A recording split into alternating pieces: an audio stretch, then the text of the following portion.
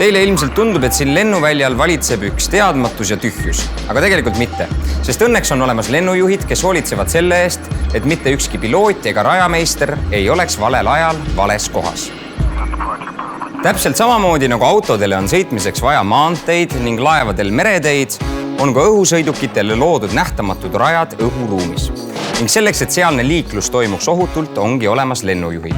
Lennujuhina pead sa sidet pilootidega ning nähes neid radari ekraanilt hoolitsed selle eest, et kõik liiguksid teineteisest ohutus kauguses ning et nende teed omavahel ei ristuks.